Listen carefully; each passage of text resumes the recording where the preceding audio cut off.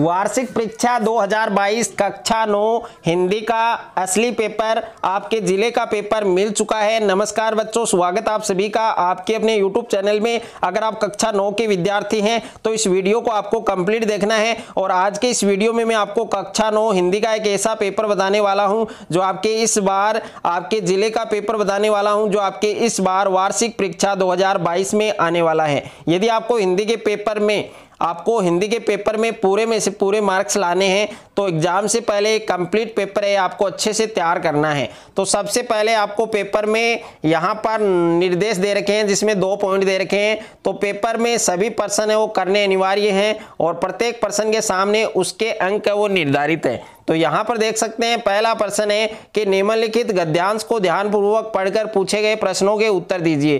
तो आपको यहाँ पर 6 पंक्तियों में एक गद्यांश दिया गया है जो आप अच्छे से पढ़ें, यानी 2 या 3 मिनट आपको अच्छे से पढ़ना है। यदि आपने गद्यांश अच्छे से पढ़ लिया तो इस गद्यांश के अंदर जितने भी आपको क्वेश्चंस दिए गए हैं सारे क्वेश्चंस है वो आप आराम से बना सकते हैं। कि गौतम ने ठीक ही कहा कि मनुष्य की मनुष्यता यही है कि वह सबके सुख दुख को सहानुभूति के साथ देखता है और यह आत्मनिर्मित बंधन ही मनुष्य को मनुष्य बनाता है। अहिंसा, सत्य और अक्रोध मुल्क धर्म का मूल से यही होता है कि मुझे आश्चर्य होता है कि अनजान में भी हमारी भाषा में यह भाव कैसे रह गया है। लेकिन मुझे नाखून के बढ़ने पर आश्चर्य हुआ था। अज्ञान सर्वत्र आदमी को पछाड़ता है और आदमी ही सदा उसे लोहा लेने को कमर कसे हैं।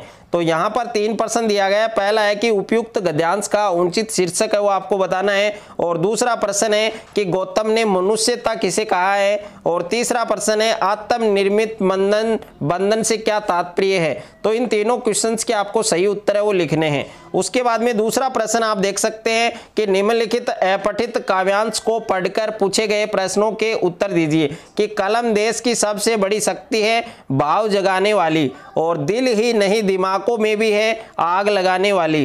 पैदा करती कलम विचारों के जलते अंगारे और प्रज्वलित प्राण। देश क्या कभी मरेगा मारे, लहू गर्म रखने को रखो मन में ज्वलित विचार। हिस्स जीवन से बचने को चाहिए किंतु तलवार। एक भेद है और जहां निर्भय होते नर नारी, कलम उगलती आग जहां अक्सर बनते चिंगारी। तो इसमें देख सकते हैं आप पहला क्वेश्चन आपको पूछा है कि उपयुक्त काव्यांश का उचित शीर्षक बताइए। दूसरा प्रश्न है आपके प्रज्वलित शब्द में उपसर्ग और प्रत्यय बताइए। तीसरा प्रश्न है उक्त कविता हमें क्या संदेश देती है।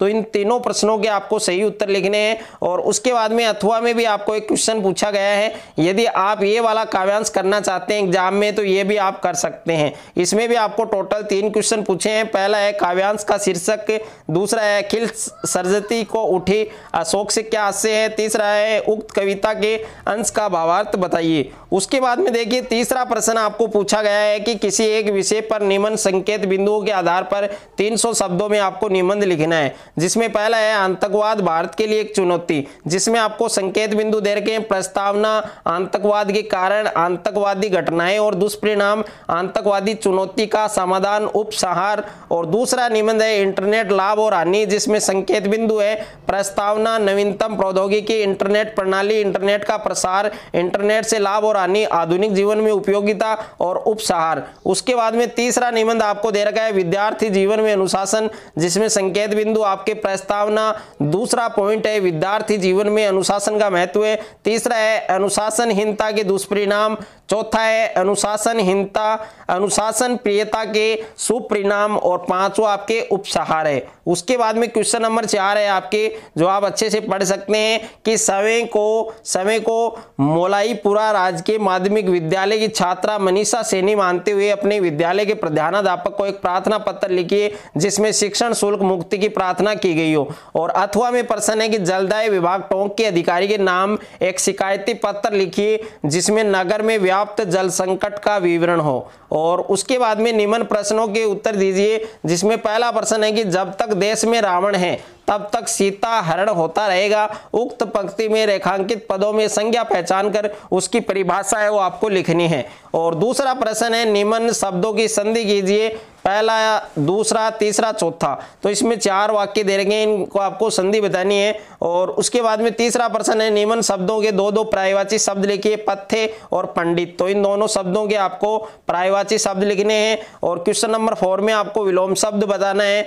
और उसके बाद में 5वां है, वर्ण किसे कहते हैं, वर्ण की परिभाषा और इसके प्रकार बताने हैं। और छठा है, सामाजिक में मूल शब्द और प्रत्यय बताने हैं। और उसके बाद में 7वां प्रश्न है, निम्न शब्दों को शुद्ध लिखिए, जिसमें उज्ज्वल है, आशीर्वाद है, द्वारिका है, वापिस है। तो इनको आपको शुद्ध करके लिखना है। उसके बाद में 5वां क्वेश्चन है, निम्नलिखित पठित गद्यांश की पढ़कर आपको सह प्रसंग व्याख्या करनी है। यदि आप अथवा वाला करना चाहते हैं तो ये भी आप कर सकते हैं, लेकिन इनमें से आपको एक ही करना है। उसके बाद में 7वां प्रश्न है आपके, निम्नलिखित पठित पद्यांश की सह प्रसंग। ये आपको पद्यांश दे रखा है और एक अथवा में दे रखा है, तो इनकी आपको व्याख्या करनी है। और क्वेश्चन नंबर 8 और क्वेश्चन नंबर 9 ये आपके बुक से संबंधित क्वेश्चन है, तो बुक के क्वेश्चन है, आपको ये भी क्वेश्चन तैयार करने हैं। और उसके बाद में क्वेश्चन नंबर 10 है, निम्न अति लघुतरात्मक प्रश्नों के उत्तर दीजिए। तो 4 क्वेश्चन है, ये भी आपके बुक के हैं। और ये आपके 11वां क्वेश्चन, 12वां, 13वां, तो सारे क्वेश्चन है एग्जाम से पहले आपको अच्छे से तैयार करने हैं। कंप्लीट पेपर आपको अच्छे से तैयार करना है, पूरे में से पूरे नंबर यदि आपको यहाँ पर हिंदी के पेपर में लाने हैं तो वीडियो को ज़्यादा से ज़्यादा आपको शेयर करना है, ज़्यादा से ज़्यादा आपको लाइक करना है। और चैनल पर आप नए हैं तो चैनल को सब्सक्राइब कर लीजिए, साथ में नोटिफिकेशन बेल को प्रेस कर लीजिए।